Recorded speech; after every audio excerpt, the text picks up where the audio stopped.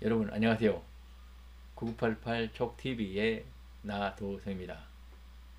지난 한 주도 잘 보내셨습니까? 최근 코로나19가 제3차 대확산을 하고 있습니다. 이럴 때일수록요, 더욱 건강 유의하시고요. 이러한 온라인 유튜브를 통해서 여러분의 역량을 높여나가는 계기를 삼기를 바랍니다.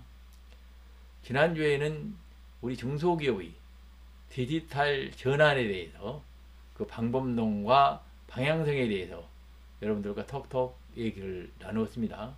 또한 그 코로나19 시대에 큰 어려움에 봉착한 영세 소상공인들이 디지털 전환이 대단히 시급하고도 중요한 과제라는 점을 강조를 해 드렸습니다. 오늘은요, 그 4차 산업혁명 시대에 우리 경제 전반이 네트워크 경제로 바뀌면서요, 그 분산형 경제가 본격화하고 있습니다. 이 분산형 경제라는 것은요, 이 네트워크의 구석구석에서 창의적으로 활동하는 이런 개미 군단의 역할이 대단히 중요합니다. 그래서요, 우리 정부에서도 지난 10년 전부터 1인 창조기업을 육성한다고 해서 열심히 노력을 해왔습니다만, 아직도 우리 시장에서는요, 1인 창조기업이 과연 어떤 기업들인지에 대해서 그 역할과 중요성에 대해서 이해가 참 부족합니다. 그래서 오늘은 여러분들과 1인 창조기업에 대해서 톡톡 얘기 나누도록 하겠습니다. 1인 창조기업은 여러분들 다소 낯설게 느껴지실 겁니다. 우리 한국에만 있는 독특한 개념이기 때문입니다. 우리 정부는 2013년도에요, 1인 창조기업 육성법을 제정을 해서요, 우리 국민경제 기반이 창조적인 역량으로 활활 타오르도록 만들어 보겠다고 해가지고 1인 창조기업을 본격 육성하기를 시작을 했습니다. 그 세계적으로요, 1인 창조기업 이전에 그 시장에서는 프리랜서들이 다수 활약을 하고 있습니다. 특히 이제 시대가 끊임없이 진화하면서요, 전문가들이 이제는 큰 조직의 얽매여서 일을 하기보다는 스스로 자신의 전문 역량을 가지고 자유 계약을 통해서 자유롭게 생활하면서 전문성을 발휘하고자 하는 이런 프리랜서가 급속하게 늘고 있죠. 이러한 시장에서는 이러한 흐름이 있습니다만은, 우리 정부 차원에서는 단순한 전문가들의 프리랜서만이 아니고요, 다양한 업종에서 1인 창조기업이 창업이 되고 성장하고 중소 대기업으로 커나갈 수 있는 그러한 환경을 만들고자 1인 창조기업 육성법을 제정해서 운영을 하고 있습니다. 그래서 우리 한국에서는 1인 창조기업들이 최근 활발히 활동을 하고 있죠. 이런 1인 창조기업은 988 우리 중소기업의 최저변에서 열심히 혁신과 창의성을 발휘하고 있는 개미 군단이라고 할 수가 있겠습니다. 이 외에도요, 우리 중소기업 내에는 다양한 유형의 이러한 용어들이 사용이 되고 있습니다. 그래서 많은 분들이 다소간 혼란스럽게 생각은 하고 있습니다만요, 여러분들께 앞으로 뭐 자영업이라든지 영세 소상공인이라든지 뭐 벤처기업, 여성기업, 장애인 기업, 이러한 각 분야별 기업들에 대해서도 여러분들께 하나씩 소개해 드리도록 하겠습니다. 1인 창조기업의 그 실태에 대해서 간단히 살펴보도록 하겠습니다. 1인 창조기업은 여러분께 간단히 말씀을 드렸습니다만은 2009년도에요. 그 당시 중소기업청에서 1인 창조기업 지원센터를 처음 운영하면서 시작이 됐고요. 그 2012년도에는요. 1인 창조기업 육성에 관한 법률이 제정이 됐고 본격적으로 실행이 되고 있습니다.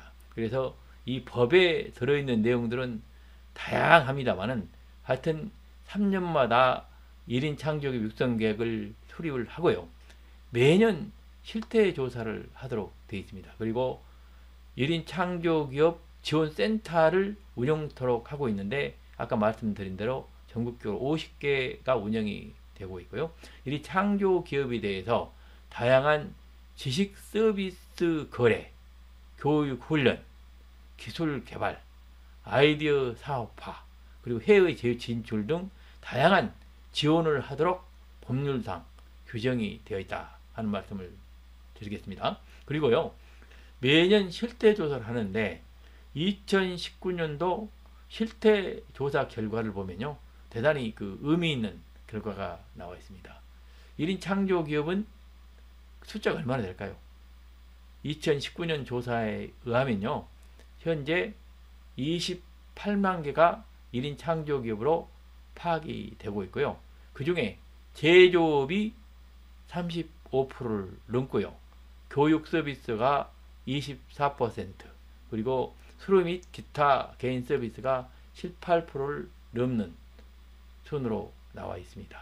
그리고요, 매출 금액은요, 65조 원을 넘어서고 있고요. 고용도 73만 명을 넘어서요, 우리 국민 경제에서 대단히 중요한 역할을 하고 있음을 알 수가 있습니다. 이런 1인 창조 기업들은 어떻습니까, 여러분? 28만 개이지만 우리 젊은이들 앞으로 시대가 분산형 경제로 진행이 되면서 많은 우리 유능한 창조적이고 전문적인 역량을 가진 사람들이 새로이 창업을 한다면 급속히 늘어날 것으로 예상이 됩니다. 2019년도 경우에도요, 기존 우리 경제 성장률을 훨씬 상회하는 업체 수 증가나 매출액 증가율을 보였다 하는 말씀을 드리겠습니다. 1인 창조기업의 실태에 대해서 간단히 소개를 드렸습니다만은 제가 현장에 가보니까요, 아직도 1인 창조기업의 갈 길은 너무나 멀다고 하겠습니다. 그래서 오늘 여러분들께 1인 창조기업이 앞으로 분산형 경제의 시대에 제대로 자리 잡기 위해서 어떻게 나아가야 될 것인지에 대해서 간단히 4가지만 말씀을 드리도록 하겠습니다. 첫 번째는요, 1인 창조기업이라는 것은요, 우리 소상공인이라든지 자영업처럼 어려운 기업을 돕는다는, 특히 중소기업에 대해서는 그런 국민적 시각이 많습니다. 이런 부분들을요, 우리 기업 스스로 긍정적이고 능동적이고 강자적 컨셉으로 브랜드를 바꾸는데 대단히 중요한 역할을 하기 때문에 1인 창조기업은 바로 우리 국민 모두가 말이죠, 창조적 전문적 역량으로 무장한다 하는 이런 브랜드를 높이는 핵심적인 역할을 할 수 있도록 이끌어 나가는 게 중요하다 하는 말씀을 드리고 있겠고요. 두 번째는요, 1인 창조기업 육성법이 2012년도에 제정이 돼가지고 열심히 현재 중소벤처기업부에서는 그 실행을 위해서 노력을 하고 있습니다만요, 최근 들여다보면요, 너무나 정책들이 스마트라든지 4차 산업혁명이라든지 디지털이라든지 이러한 시류만을 쫓는 경향이 강하죠. 그런데요, 이러한 시류를 쫓는 정책이라는 것은 과거 정책을 이름만 바꾼 경우가 너무나 많고요, 어떤 경우에는 오히려 부작용을 일으키는 경우도 많습니다. 따라서요, 1인 창조기업처럼 이런 분산형 경제 시대, 디지털 시대, 언택스 시대에 그야말로 모든 우리 국민 각자 각 가정이 주역을 할 수 있는 핵심적인 주체가 아니겠습니까? 그래서 1인 창조기업 육성법의 취지와 내용을 제대로 살려서 우리 정부가요, 1인 창조기업의 육성에 더욱더 발벗고 나서야 된다 하는 말씀을 드리겠고요. 세 번째는요, 1인 창조기업의 경우에도 3S업 전략을 본격적으로 시도해야 되겠다. 3S업을 여러분 뭐라고 말씀드렸죠? 첫 번째는요, 스타트업이 되겠습니다.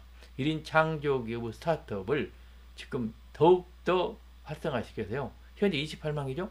적어도 100만 개 정도로 늘려야 되지 않겠습니까? 또 한편으로요, 1인 창조기업도 1인 기업 5인 이내에 머물러 있을 게 아니고 중기업, 중견기업, 대기업으로 커나갈 수 있도록 스케일업 전략을 적극적으로 추진을 해야 되는데요. 이런 스케일업 전략은요, 우리 개별 기업 차원에서만 이루어지기 힘듭니다. 우리 정부에서 적극적으로 1인 창조기업의 성장 생태계를 구축하고, 이런 성장 생태계가 제대로 활동할 수 있도록 도와줌으로써 그게 가능한 것이 되겠죠. 그래서 1인 창조기업 지원센터, 이 역할을 글로벌 차원에서 확산시켜 나가는 그런 노력을 가열점 강화해야 되겠다 하는 말씀을 드리겠고요. 세 번째는요, 1인 창조기업들은 역시 스피드업 하는 핵심적인 조직이죠. 이런 1인 창조기업들이 스피드업 역량을 더욱더 활성화하고 강화하는 방향으로 끌어나가는 것이 대단히 중요하다 하는 말씀을 드리겠고요. 네 번째는요, 1인 창조기업은 결국은 네트워크의 핵심적인 개미 군단입니다. 그래서 이런 네트워크 내에서 1인 창조기업들이 네트워크 전반과 선순환 뭡니까? 상호 윈윈 생태계를 구축하는데 우리 정책적인 노력을 가열점 강화하는 게 필요하다 하는 말씀을 드리겠습니다. 오늘은 여러분들과 1인 창조기업에 대해서 톡톡 얘기 나눴습니다. 1인 창조기업에 대해서 더욱 많은 관심과 참여를 기대합니다. 오늘 얘기를 들으시고요, 좋아요, 구독 부탁드리겠습니다. 더욱 더 좋은 컨텐츠와 내용으로 보답하도록 하겠습니다. 여러분, 오늘도 경청해 주셔서 감사합니다.